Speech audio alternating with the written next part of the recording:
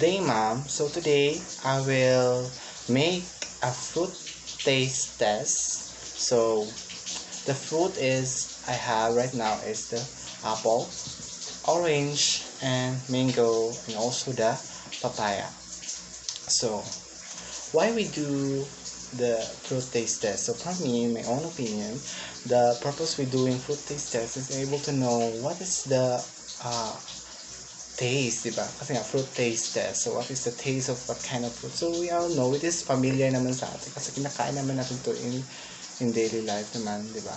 So, in able to this, para ni malaman kung ano bang nutrients na makukuha natin dito sa fruit taste test. So, I take some research regarding to this kind of fruit that I have right now. So, let's start fruit taste test. So let's go first to the mango. So you all know the scientific name of mango is Omnifera indica. So here is the mango.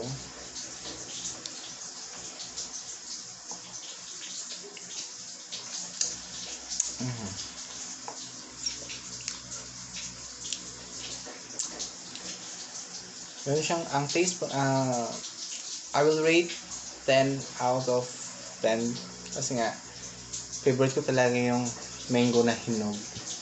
Yung mga hinog na mango, it's all my favorite sa lahat ng fruits. Kasi meron siyang taste na sweet and kasi sweet siya, tangy nga, sweet.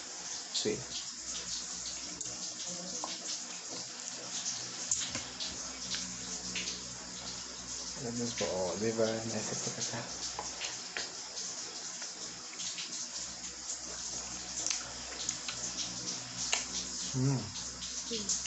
Parang mukbang.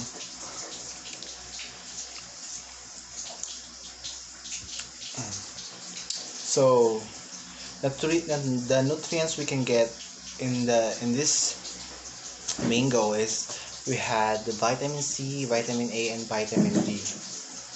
I know, vitamin D tama.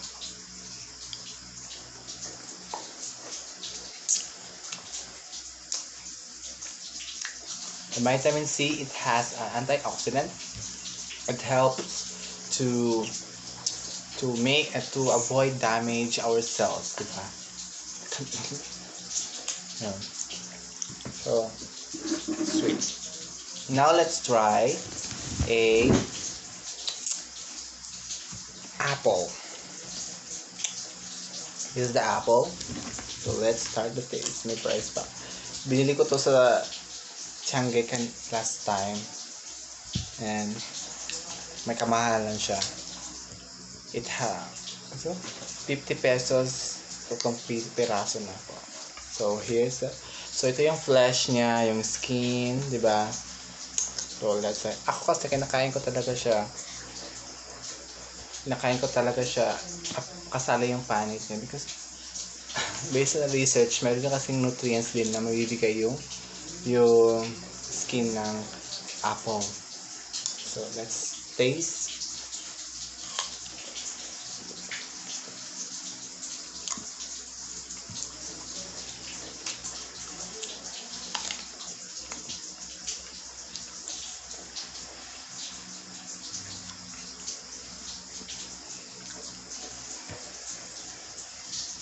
Yung taste ng apple, meron siyang pagka-sweet, pero hindi masyadong sweet kagaya ng hinog na kinain ko kanina ng mango. Meron siyang pagka-tangy. Ayan. Meron siyang pagka-tangy. Kultura.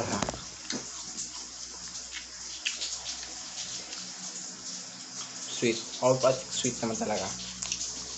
So, the nutrients we can get about this apple, it also has vitamin C, vitamin K, and vitamin A. So vitamin K, it helps our bone to bone health, and it's good for our skin also.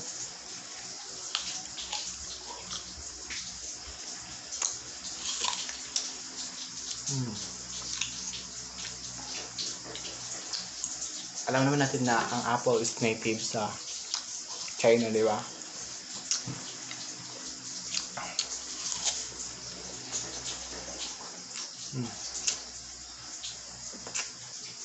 Yan. So, I will rate it 8 out of 10.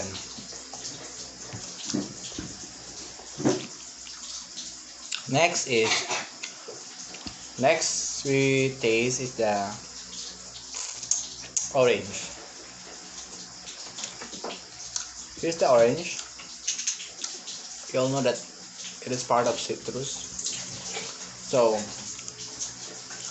orange, it has ang flesh niya is pulpy, di ba? Kasi water. So, ganito ko na siya kanina. Let's try.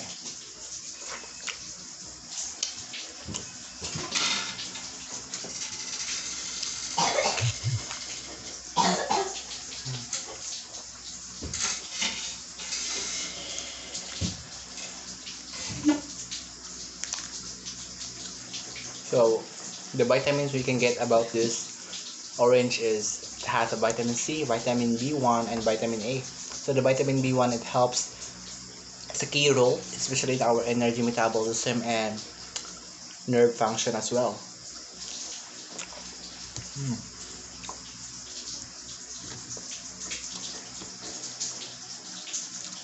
So, I can rate this orange 9 out of 10. Favorite ko naman talaga ang orange eh. So, sweety. So, sweet siya. Kahit sweet naman talaga. So, now let's move on to the next fruit. Which is the papaya. Is the papaya. So, itong papaya hindi ko to binili. Bali, yung tatlo lang yung binili ko. Ito is very natural lang sa amin kasi meron kami papaya sa likod. Tinanim and suddenly hinog na pala siya. So, thanks to my brother kasi siya yung kumuha nito. And kaya nga, alam ko na siguro ang taste ito kasi sweet. Lagi kami kumakain ng papaya if merong hinog available sa taas. So, let's start taste the papaya.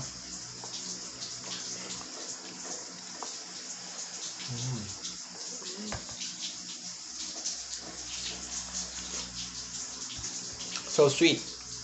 Kakaiba siya ng sweet niya dito. Kaysa sa apple, sa orange, and sa mango. Kakaiba siya kasi. Meron siya something na kakaiba. Yung sweet niya is not totally sweet talaga pero sakto-sakto lang. Bale, ang nutrients na makuha sa papaya is has a fiber and antioxidant. So antioxidant, like I said, it helps our cells preventing the damage and make our skin more healthier.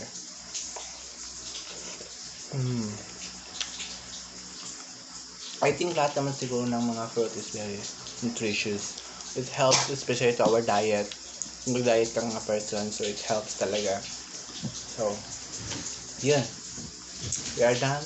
Fruit taste test. So, all I can say if I will rate the papaya, same as the mango, 10 out of 10 because it's very natural to us because we have planted the papaya. So now, why we conduct so like I said, it helps us to know what is the best fruit that has a good taste, especially in your own. So, that's all, ma'am. Thank you for listening.